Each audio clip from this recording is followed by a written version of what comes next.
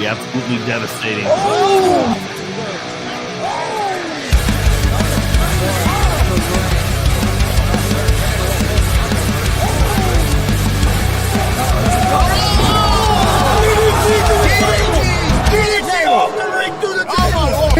This is Joey Owens' show.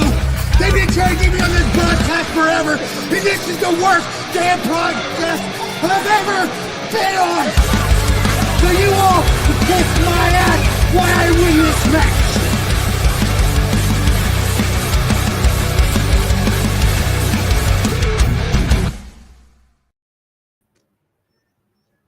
All right, what's happening, everybody? Welcome to Facer Hill Pro Wrestling Talk. I'm Chris Gonzalez, joined by Tony Gonzalez and Marcus Fine. How's it going, guys? Doing okay. Going pretty good. We'll jump right into it, guys. The first thing we was going to talk about was the event that happened last Saturday.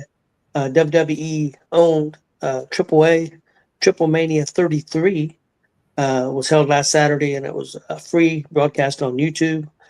Did very well. I think at one point they had like 687,000 people watch live, and then over the 24-hour period on the Spanish feed and the American feed, they had over 4.3 million views. So very successful. Also, it was they're live in the arena, over 19,000 people, and was their biggest gate. Of course, tickets are a lot more expensive now than they used to be. So that's one reason why the gate was probably also bigger. Get your guys' take. Overall, Marcus, we'll go over the matches a little bit, but what'd you think of the show overall? I liked it. I mean, I thoroughly enjoyed the show. I watched it in 2 segments, but I did it within, it was 3 hours. I did not watch any interviews or promos, but I did watch all the entrances and matches. I'd say I watched it all within a 6-hour period, probably. Okay. And I enjoyed it. Yeah, I really enjoyed it too. I mean, I know Warren was on with it the other day, and he was talking about it, and of course he's looking at it from AEW point of view, and of course, and it's true. There were some WWE people that if AEW did some of that stuff would give it a hard time. I'm not gonna lie, and it's vice versa. Both sides can't pay a lot of attention to some of the internet people. They're gonna bitch and moan about anything anybody does that's not on their side. So that's just kind of the way it goes. I thoroughly enjoyed the show. I like the fact that it's not a normal WWE cookie cutter show. Was WWE influencing the show? Yes, there was definitely some influence there. But I really enjoyed the show. I really liked it. Chris, did you get a chance to check it out? I got to watch most of it. I enjoyed it. I'll be honest, it really most of the time isn't my style because of all the spots. Yep. But I thought it was really entertaining. Like the crowd responding to Otis when he came out for their version of the Royal Rumble, which I thought was pretty cool, that you could not only eliminate by over the top, but pinfall and submission still counted during that match as well. I thought that was pretty neat to see a Royal Rumble style match where you can still get pinned and submitted. And then when Otis came out for that match, that arena exploded. He got a pop. That place went crazy. I thought, but no, I enjoyed the show. I thought it was real entertaining, and like I said, most of the time, if there was that many spots like that, I probably wouldn't sit and watch the whole thing. But it kept my attention and kept me wanting to watch more. So no, I enjoyed it. Okay, let's go right into it. That was the first match. Was the Battle Royal that they had, and it was won by Omos. He eliminated La Parka. And I want to go into La Parka first. I love La Parka's entrance. I really enjoyed his entrance a lot. I like La Parka. I think he's very entertaining. I think he would work out in the WWE. I think he's like the 3rd or 4th version of La Parka. There was a La Parka back in WCW years ago, but I think he would do well. Otis was great. Microman pinning Otis after Otis helped him out. Microman was a huge hit, which me and Chris have seen Microman before on Game Changer Wrestling. I've always liked Microman. Also, the video of when Microman went up to Otis from behind and kind of tapped him on his on his kneecap, but behind the knee or whatever, and almost turns around and can't see him or anything. And then finally they kind of have I guess you'd call it a face-to-face. Did over, this was 4 or 5 days ago. It was already over 84 million views, just that segment. So, yeah, I really enjoyed the Battle Royal. I think almost winning, I think didn't surprise me, that he won once he was in. And I had heard a rumor that he was going to be there. And I think he'll do well over there. I think that they need to use Omos and use him as a, like Andre was used. Andre went all over the world. That's not a bad idea for him. Marcus, what do you think of the Battle Royal? I loved it. I like to see the masks because they really get creative with those masks. And I didn't think that was the same La Parka because I'm thinking, man, that guy's tall and skinny. Yeah. I didn't remember La Parka looking like that, but I did because you said watch the entrances. So I made a point to watch the entrances. And, oh, yeah, I love the entrances, how they come to using the Saturday Night Main Event ramp, basically. But, yeah, I loved it. And Otis and that lady, see, I got all that written down. I can't think of her name. And that little skit that they done where they're dancing and kissing. And yeah, that was hubris. And the way they had Otis was pinned by Microman, but yet it wasn't a joke because they knocked Otis out and then Microman just took advantage of the situation. So, because if Otis wanted to and all he had to do is lift his arm, Microman could have been up in the nosebleed section. But oh yeah, when Omos picked him up by the head, I thought he was just going to launch him into the crowd, and then he picked him up over his head. Looks like he's holding him like sack of potatoes. Yeah. well, I thought he was going to throw him, but he didn't. He brought him back down and tossed him out, luckily, because who knows if he would, because I thought he was going to launch him. Yeah, well, I think they protected him well between Omos and Otis. They did very well protecting him. And, I thoroughly enjoyed it. And when Omos came out, it reminded me of Andre because you heard the crowd gasp. And then you see that big-ass dude walking down through there. It reminded me a lot of the early Andre. People just gawking at this gigantically large man. And yeah, I agree. I really enjoyed their Battle Royal. I think they call it the Bordeaux Cup or something like that. I may not be pronouncing it right. Copel Bordeaux Gauntlet match. Bordeaux Cup, something like that. Chris, what do you think of the Battle Royal? No, I enjoyed it. Like I said, I thought the rules being a little different like that was pretty cool. The crowd was into it. You said like you guys said about Microman, I thought that was well done. Otis was a big pop when he came out. At the beginning of the show, I don't know if you guys noticed when Triple H and all of them was in the ring. Nick Khan isn't comfortable being on camera and standing in there. He wanted that to be over with as quick as it could. You could tell he wanted out of there. He don't like being up there in the spotlight like that. No, he doesn't. He's not comfortable with it at all. I thought they did pretty well. What do you think of only having 14 guys? Do you like that? Just only 14? Because sometimes 30 people, don't get me wrong, I love the Royal Rumble, but sometimes 30 people at times the Royal Rumble can drag, and some of the, as the independents we went to, sometimes the Battle Royals, sometimes they can tend to drag a little bit. I thought doing 14, because I was wondering, well, 14 ain't not going to be enough people. I thought it worked out really well. What did you guys think? Not knowing the players, I thought 14 was great. See, I like Royal Rumble because you know all 30 people. I didn't know Omos. I knew a few of the Lucha guys, but a lot of them I had no idea who they was. Yeah. So it would have been boring if you did another 14, 16 guys of people you have no idea who is. But I thought it flowed well. Yeah, I agree. I thought 14 was a good number, and kind of like Marcus said, because I didn't know hardly any of them. But the other cool thing was them wrestlers have some cool ass gear. So it was kind of you didn't know what you was going to see next. So it's kind of, you were kind of looking forward to the next entrance just to see what the crazy name was going to be, and what mask or what their gear was going to look like was kind of interesting as well. So Okay, guys. Let's move on to match number 2.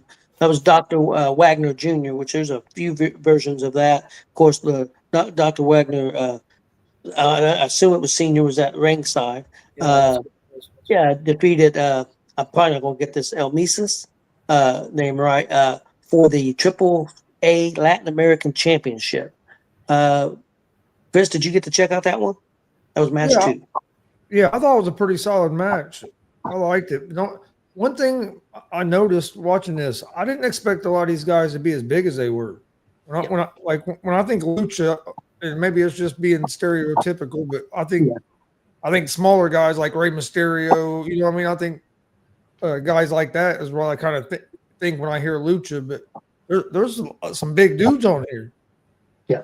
Well, that's one thing I learned watching MLW and even before that, Lucha Underground. Because I agreed with you. 20 years ago, Lucha, I thought just nothing but high flyers. But when I watched Lucha Underground, there were some big characters and some bigger guys in it. So I knew that there were. I enjoyed the match. I thought definitely it was a slower pace than the other matches, but it was kind of old school. And I thought it was a solid match, and I thought they told a pretty good story. Marcus, what do you think? It's funny how you said that because I put decent storytelling match as my synopsis. I thought it was good. I thought they said that the guy sitting ringside, Dr. Wagner, he won that first Latin American title by beating RVD. Did you catch that? Yeah. So, and I figured that the old man would get involved eventually the way they were playing that. I thought it was funny, JBL. JBL was funny. I love listening to Conan, but JBL, he says, nothing greater than beating up your kid in front of your daddy. And I'm over there dying. It's like, but yeah, I was waiting on the guy on the outside to jump the barricade. But yeah, I thought they told the story very well. And I heard some people, I guess the one that referee's a heel referee that they use a lot in the storylines. He's a heel ref. And some people said they was worried that they weren't going to use him, and they were happy that they didn't, WWE didn't go away from that they used the heel ref, and because that guy came off a little bit of heelish. Yeah, I thought it was a pretty solid match. Match number 3 was Finn Balor, JD McDonough, and Raquel Rodriguez. They defeated Mr. Iguana, Nino Hamburguesa, and Lola Vice in a mixed tag match. Marcus, I'll go to you first. What you thought of the match? Well, I thought it was funny how Mr. Iguana literally crawled to the ring. Yeah, that was awesome. At WrestleMania in New Orleans, he'd still be crawling to the ring. Yeah. And then again, JBL saying that one of those guys was wearing the Iguana's family members on his boots because his boots was made out of. I mean, the commentary was just as funny as a lot of that, but it was a decent match. And I like the fact that as soon as the lady was tagged in, that they made the guy get out. It was actually an old school mixed tag where you don't see a lot of that anymore. I like the fact that Finn Balor had his own puppet and basically ate the iguana. Yeah, Demonito. Well, hang on, and then the guy had hamburgers. Yeah. Lola Vice's spin kicks were damn. She's like a blender. It's like she is from that mixed martial arts. Chris, what was that other, not UFC, but the other pretty big group at one time? Bellator? Yeah, she came from Bellator. She was a pretty successful lady Bellator fighter. That's where she came from. Yeah, I just had okay entertaining match. It was okay. I had no complaints. Yeah, I thought it was hilarious. I really enjoyed it. The Demonito thing was funny. You can buy one of them dolls, Marcus, for $100. Oh boy. They're charging $100 for them Demonito dolls. Well, the thing is, people are buying them, though. Yeah. And that's the thing. People are bitching, well, this is ridiculous. They're going to have that price as long as people purchase them. Yeah, that was this conversation I had with who I told you I talked to earlier today. Yeah. as long as they're going to pay, people are going to pay $5,800 for a front row seat, then they're not going to drop the ticket prices. So Yeah, that's exactly right. It's the way it's going to be. I mean, is it too much money? Sure, it is. But as long as they can sell them tickets, they're going to sell them. This is the way it's going to be. But yeah, I really like the match. I enjoyed it. Chris, your take on the match? I enjoyed it. Like it wasn't like the best wrestling match, but I loved the comedy aspect to it. It was entertaining. It was one that it was kind of a good change of pace match as well, because you just came off that slower paced storytelling match, and then you had like the comedic factor in this match. So I enjoyed it. That's one thing. The Iguana guy he's over. He is over, but he was on Monday Night Raw, and they were in Philadelphia. And I thought he'd get a big reaction, but he got a pretty normal reaction. So now he was on just in the audience after another show, I think, but they was in like San Jose or California, which they're big into lucha. He got a big reaction there. But Philadelphia, of course, that's ECW country. He didn't get a terrible reaction, but he didn't get as big as reaction as I thought he might. Yeah, I really enjoyed. One thing about this card, I think they had something for everybody. I mean, they had a lot of different types of styles of matches and entertainment and comedy. So I think they tried to appease a lot of different people. Match number 4, Pagano and Psycho Clown took on Los Garza, Berto, and Angel Garza in a street fight, and they are the new AAA Tag Team Champions. Okay, Chris, what did you think of this match? This was a hardcore street fight. Well, I liked for a change when you called it a street fight or a hardcore match. It was actually a street fight, and a hardcore match was actually weapons used. Yeah. I mean, a lot of times they'll say it's a street fight, and you might get one table or something. I mean, these guys came out with barbed wire wrapped kendo sticks. They used a lot of different weapons. So I enjoyed it. If it's going to be a street fight or a hardcore match, there should be a lot of different style weapons and use them different ways, and then just maybe like one table and then trying to call it a street fight. Marcus, what do you think? I think Chris is looking off my notes. I don't know how he's doing it, but I think he is, because that's what I had. I like the fact how Psycho Clown just pulled his mask apart, and then had that other Psycho Clown version underneath there. Yeah. The barbed wire kendo sticks, I like that. The suicide dive while holding the chair, that was pretty impressive. The double spear through the tables. And then they all went out through the outside tables. That weird where the challengers and that crap where they all tangled up there on the outside of the apron. Three of them, and that was pretty impressive. Barbed wire in the mouth. Shoot, that's Terry Funk all over. Yep. And then he wrapped him up in it. I mean, literally tied him up in it. Then the Spanish fly. Yeah, like Chris said, that John Cena, what was it? John Cena and Cody? Was that the street fight or what? Yeah. That wasn't a street fight. That was just pretty much an ODQ match. Yeah. This was a street fight, and I enjoyed it. I really enjoyed it. Yeah. Yeah, I agree. It was closest match of the night. This one and the last one were my two. Match number 5, guys, was the women's championship match that had Apache and Natalia and Flammer. The first I thought it was Flamer, but because she all came out in all flames, but I think they kept calling her Flammer. Well, the spelling looks like Flamer, but I don't think that's the way they pronounce it. Okay, yeah. But it was a 3-way match for their women's championship. That was a decent match. I thought it was solid. I didn't think it was the best match on the card, but I thought it was decent. Marcus, what do you think? I love the version of Natalia. She's a whole different person. I'm now a fan of Natalia because of this version of Natalia. I loved this version. She's doing it in the NWA. She's done it in Game Changer Wrestling. She's done it in AAA. So far, they've not let her use it on the main roster yet. I know, and so then I was never a fan of Natalia, but I loved it. Well, it was okay. They did some more. I thought it was funny. Was that the same heel ref that to read the other one? May have been. Because he went one, oh, my shoulder, and then you had JBL over there saying, "Oh yeah, their shoulder injuries could be a real bitch," and Yeah. and then the next week, bang, bang, says, "See how quickly he can heal." I mean, Yeah. but the match was just okay. What did you guys think of Conan on commentary? Sometimes I like him, and sometimes I don't.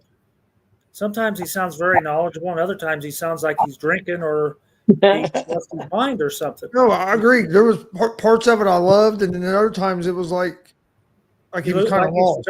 Yeah. Times he made some really good points. I mean, like you said, Chris, at times, not a lot, but there was times where it did seem like he was a little lost. But he hadn't done commentary for a long time till the last show, and it was just them two. It was him and Corey the last time, and this time they added JBO in there to help. And that sometimes a 3-man booth that could have threw him off a little bit too. I didn't think he was bad. Like I said, there was times I thought he said some stuff, and I was like, "Oh, that was great." But then there was a few times I just thought he was a little off. But pretty good on his history. Is he the one that he's the one that started the AAA, not the AAA, but this Triple Mania, right? Yeah, he's one of the main guys that run AAA. Yeah, but isn't he the one that started the Triple Mania event? I think so. I thought they had said that on the thing that he would like kind of saved the promotion by starting the Triple Mania. Yep. Did you hear Natty tell Flamer to kiss her ass? Yeah. I had to rewind it to make sure that's what she said. And the double sharpshooter. I mean, I love this version of Natty right here. I think they should let her do it on the main roster. I think it would work. Oh, the whole gimmick and the look and the stone cold face and her entourage bringing her out, and oh man. Yeah, I agree. Next up, guys, we had Vikino taking on Dominic Mysterio, El Grande Americano, and Dragon Lee for the AAA Mega Championship, which Vikino ended up keeping. We had AJ Styles show up in the match and kind of screw Dominic a little bit and make sure he didn't win the belt. Vikino, the last show, I didn't think he got booed. I don't remember him getting booed the last show, but this show, they pretty much booed him out of place. And they claim it's all because they want Alberto Del Rio, because they had him lose the belt to Vikino. And the stipulation, they put a stipulation in as the loser leaves the company. And so now he's gone because I don't think WWE really wanted him to be part of the company. But I know they claimed that Rey Mysterio, during the segment he did that speech, that he promised the AAA fans that he would make sure that Del Rio would come back. So, but yeah, they booed Vikino out of the building, and he's not supposed to be a heel. So, but boy, they cheered Dom. Yeah, they did. Did you hear about this? Can you read that, Tony? Not really. So, go ahead, Chris. Universal says Natty was very unhappy about her match at Triple Mania. The other two girls disrespected her the entire match. Now, maybe why she told that woman to kiss her ass. That may have been legit heat. I haven't heard that. I know she was on Busted Open today. She does an hour every Thursday, so I'm gonna have to go check that out, see if she mentions that. But yeah, what'd you think of the match, Marcus? I thought we was going to get through an entire PLE without the announce table being attacked, but I think it's funny that they attacked the American announce table. Yes, and then you lost commentary. The Spanish announce table, That's the way it should have been. You lost commentary. That's the way it should have been. That was fantastic. I like how they held Dominic, Dragon Lee, so Dom can do the 619. And then Dom put on the loaded mask. Now, I'm having trouble with Americana because he's so freaking skinny and tall. You definitely tell this is the next version. Yes. It's just weird after you see Gable do it for a while. Now you got this totally different body shape. It wasn't Chad Gable. I know. Chad Gable. Anyway, but the entrance for him, too, was very impressive. Now, is this the one where the Dragon Lee has the wings, right? See the one that comes out with those wings? Yeah. Did you see where that one person grabbed a hold of them wings and wouldn't let go? Yeah. And he literally had this, like, where was the security for those guys? I don't know. That kid had, or that guy or kid had a hold of that he had to literally jerk hard to get him off of it. But the match was okay. I mean, I think it's funny that they said AJ Styles was in a lucha. I thought he looked like he was more in a Japanese martial arts type of outfit more than he was a lucha outfit. But Ooh. But no, Universal says that TKO and Del Rio are in fact negotiating. They're trying to get him signed for the next Worlds Collide. He had a lot of accusations against him and abuse and stuff.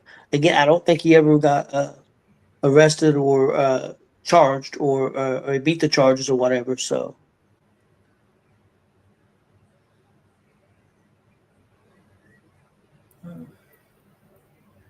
Oh, okay. so we may see him drop the title before too long.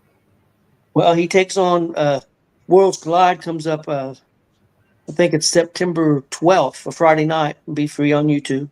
And Dom and him's going to have a match for the belt. So Dom's going to get a rematch. On Dom? It wouldn't shock me. It wouldn't.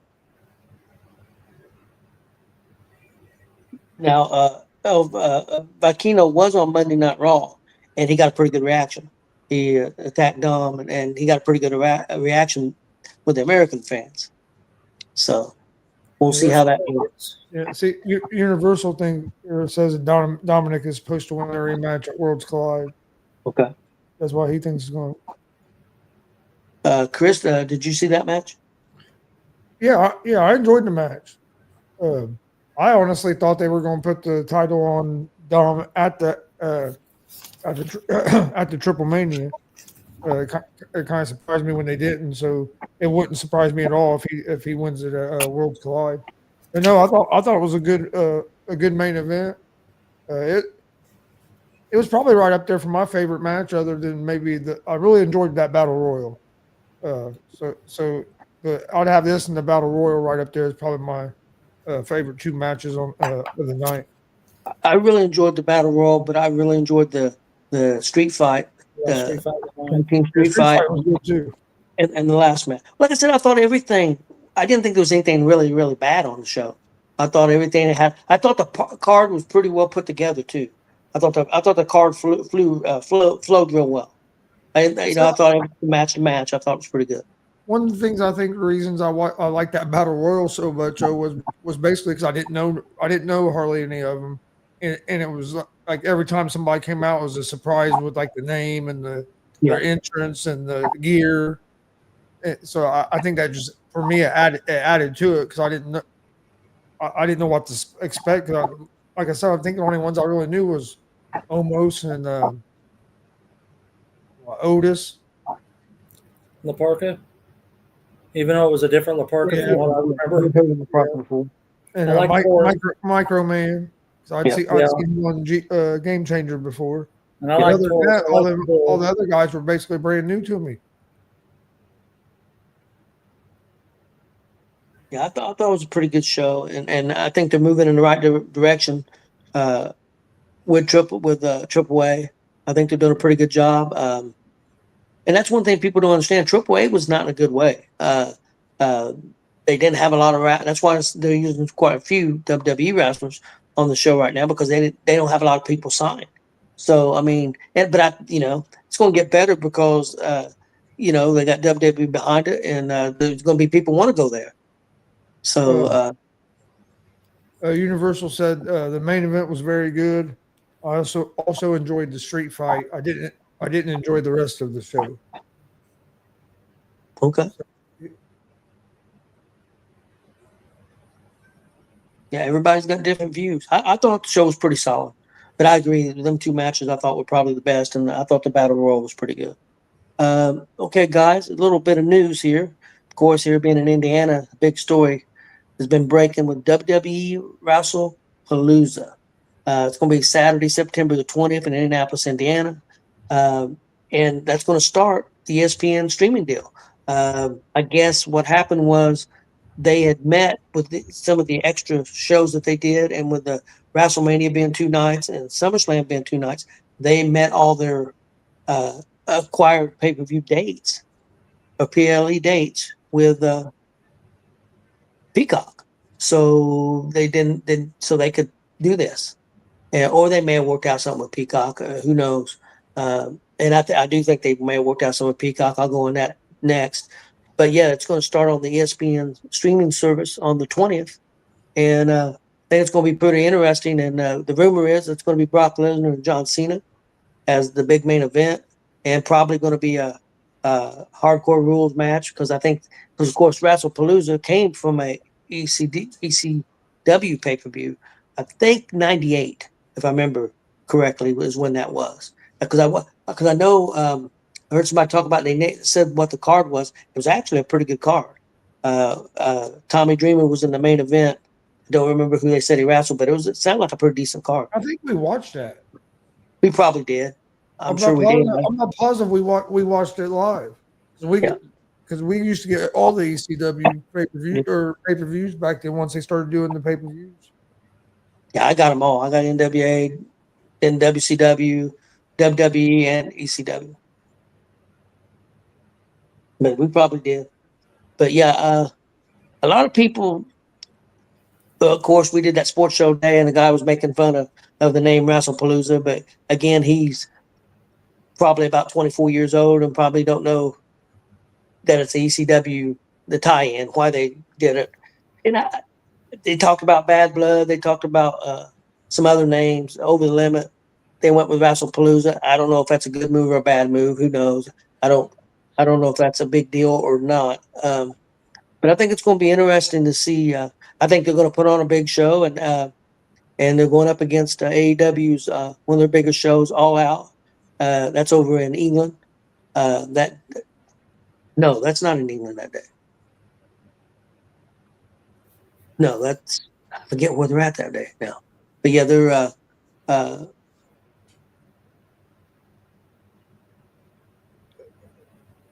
Universal says the Brock versus Cena match will be a last man standing match. He's also on the show will be Drew versus Cody and possibly Punk versus Rollins. I've heard that. I've heard those rumors. That'd be a heck of a card for Indianapolis. Yes, it would be. Yes.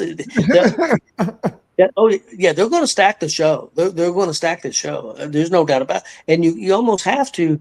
Well, I don't know, because people already.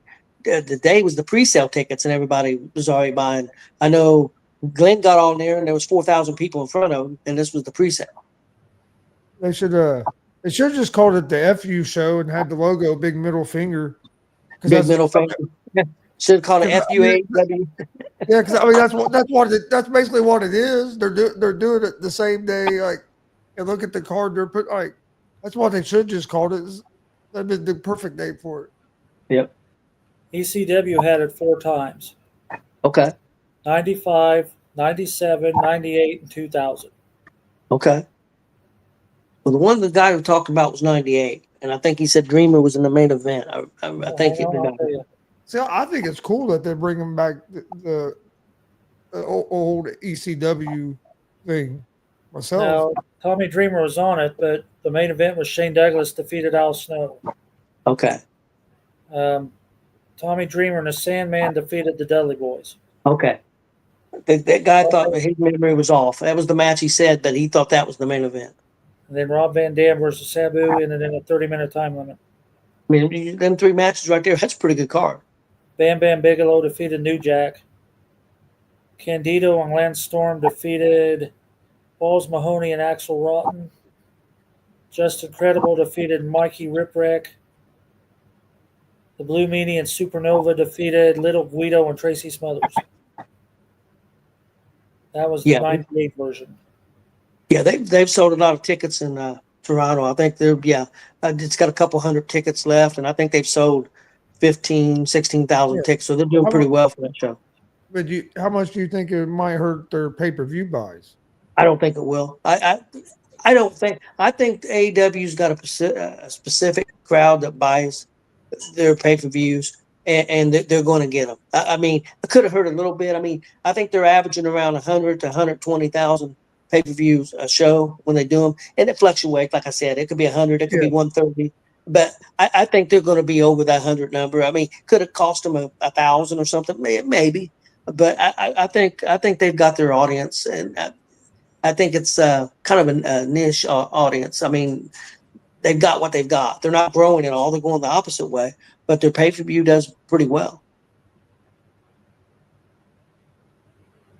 But yeah, the other interesting thing, Peacock, it was announced officially today that Peacock will be the new home for Saturday night's main event. They'll be showing Saturday night's main event just on Peacock, not on NBC anymore. Starting with the next one, I think it's in sometime in one in December. I think the other one might be not September, October, but I think they're going to be on Peacock, but they're also going to be commercial free. They also said it was going to be Cena's last match. Yeah, that'll be on Sunday the 13th. It's like 13th, yeah. Yep, and be commercial free. So no more commercial. That's one big thing people have been complaining about, the commercials. And if you're on NBC, you're not going to be able to get away from that. But you can't. They're not old school, are they? Because that's the way it used to be. Yeah. Sunday night main event was always filled with commercials, but I don't think people realize that. I haven't made old enough to realize that. Yeah, that's a good point there too. AEW only gets 50% of the revenue; the other half goes to the pay-per-view provider. Yeah, and well, I don't know if they get 50% anymore, because when they signed that deal with who they're with, that new TV deal, that was one thing that new TV deal got. They got 10 or 20% of the cut for pay-per-views. So they might only be getting 30 or 40%. Yes. That's one reason why they haven't went to the pay-per-views on Max, but like they're on Peacock, because they like that they was getting 100, and they're getting a piece of that now. So I don't know if they will ever go to Max. We'll see. Yeah, it's interesting, guys. A lot of people have been upset. People said it. A lot of people said AEW is not competition to WWE. They truly are, and they may be for different reasons what people think. I think the main reason they are is because of talent, because talent has another place to go. And Chris, I think you can back me up on this, because you know how they pay the UFC fighters. TKO does not like paying big money for their fighters, and I think with the wrestlers, they got to pay big money and have to pay even more because AEW is around because Khan's got that money and he can pay people. And so I think that's the biggest reason they're competition. But AEW people would get upset when they said, oh, they're not competition. Well, WWE's definitely treating them as competition now, and they're doing anything and everything to go up against them. And now they're upset about that. It's just part of the business, unfortunately. But the good thing is, I think it's good for the fans. It gives everybody, WWE is working with TNA. They have tried to get more views for TNA, which I like TNA, and I think it's good for them. AAA, a new product that I hadn't seen a lot of before here in America, I'm getting to see. I watch AEW every week. I watch their pay-per-views. I'll be honest, I don't pay the $50 a month for the pay-per-views, or $50 when the show's on. If I had to, I wouldn't buy it. It's not entertaining enough for me. I probably wouldn't pay $50. I probably couldn't afford to pay that for WWE if WWE went to that $50, $60 pay thing either. I would probably get some because I'd like WWE, but I couldn't afford to do it all the time. No, I always got WrestleMania every year. Yep. That's the only one I bought.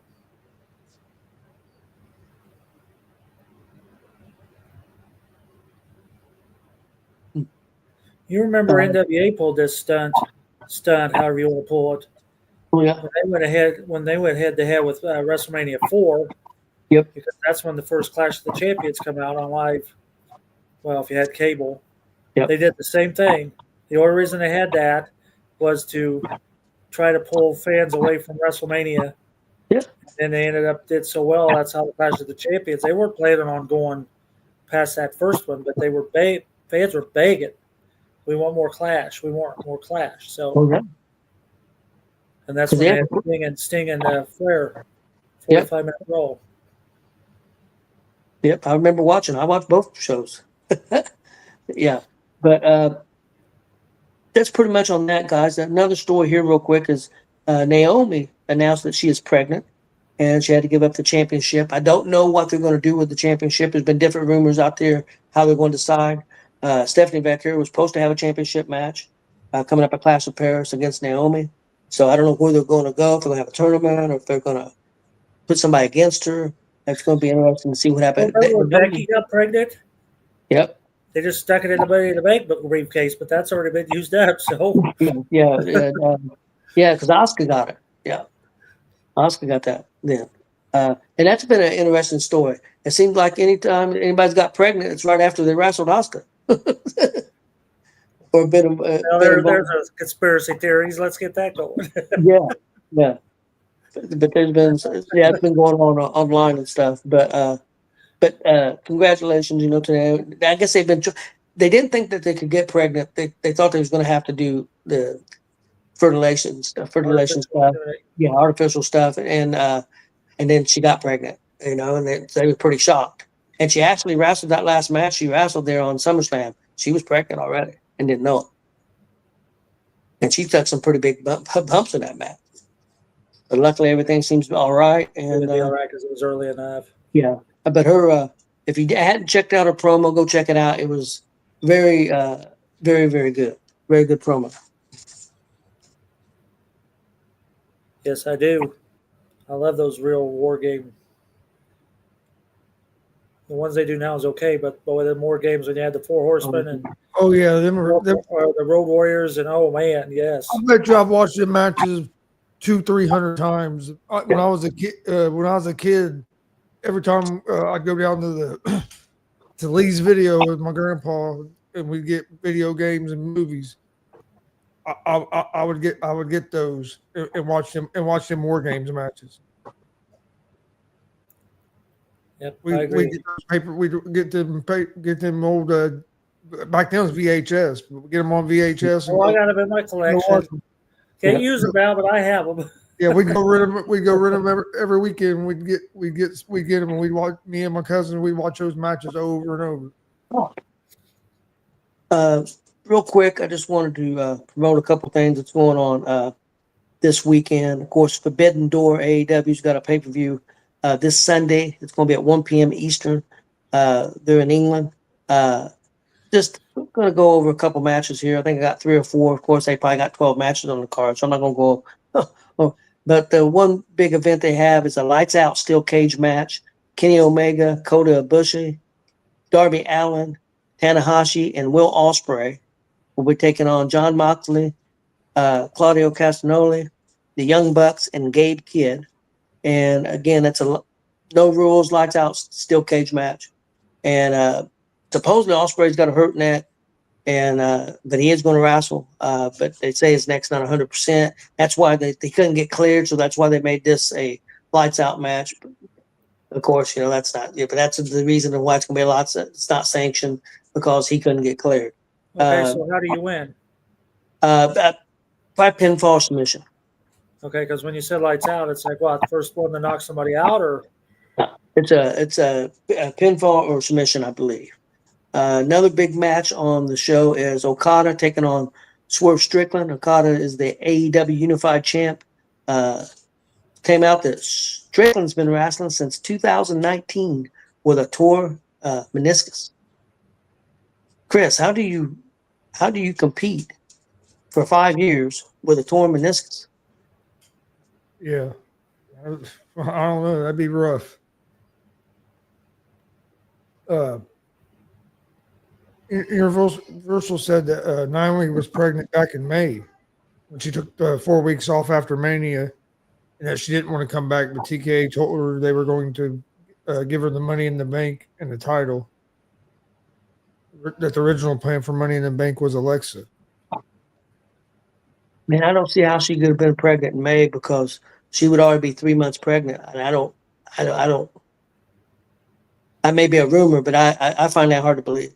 yeah, that seems a little dangerous. But Yeah, I find that hard to believe. I mean, I haven't heard that story, and I'm not saying that he's wrong, but you're talking at least 3 months being pregnant. I don't see it. And she wrestled SummerSlam. She'd wrestled SummerSlam here just recently. She would have been a couple months Yeah, but pregnant you already. notice SummerSlam, she didn't really do anything. You Well, she remember did me and Chris both made a statement that the match picked up once Naomi was kicked out. She really That's maybe true. that's why That's they true. broke out. And if you think about it, because me and Marcus both said her striking didn't look as crisp and That's stuff true. like that. Because we pointed that out during that SummerSlam match, and that a lot of the match she was off to the side and it was focused on. Yeah, that's true. So She maybe did she take was. some bumps, though. Yeah. But that's possible, I guess. Who Well, knows? makes sense now. Yeah. Another match on the show is Timeless Tony Storm against Athena for the AEW Women's Championship. And then the big match, I believe it'll be the main event, is Hangman Adam Page putting up his AEW World title against MJF. But now they did add a stipulation last night. MJF wanted added where you can win by count out or being disqualified. So you can if Hangman gets counted out or disqualified, the title can't change hands. So that was added on into that.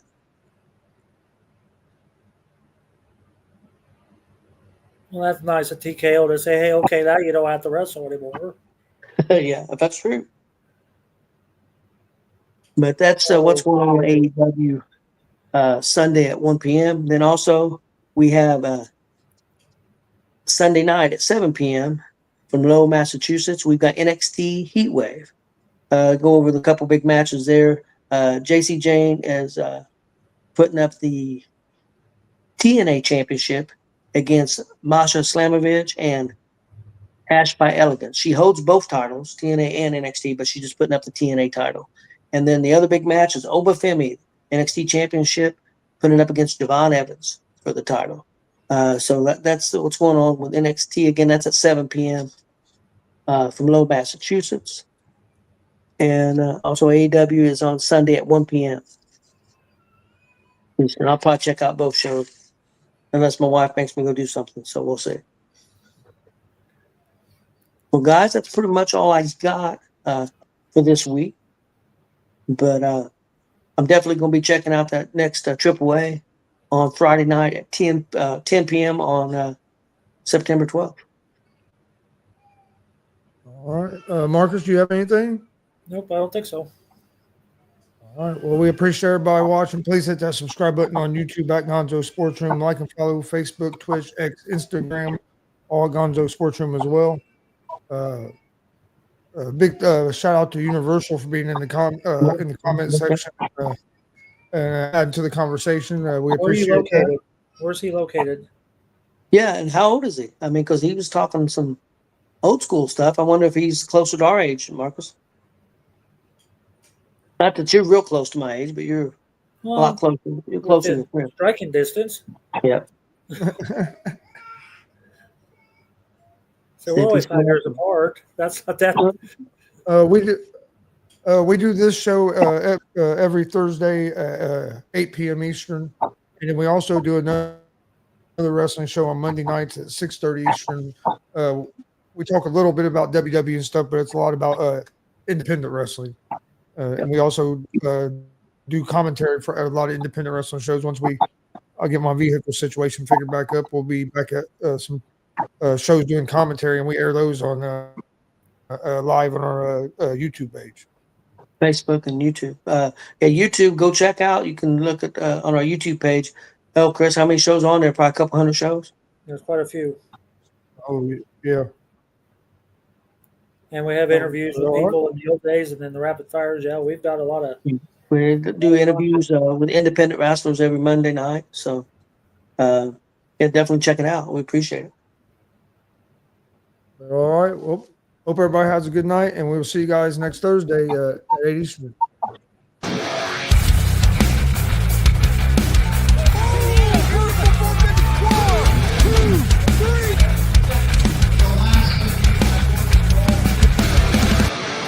That'd be absolutely devastating.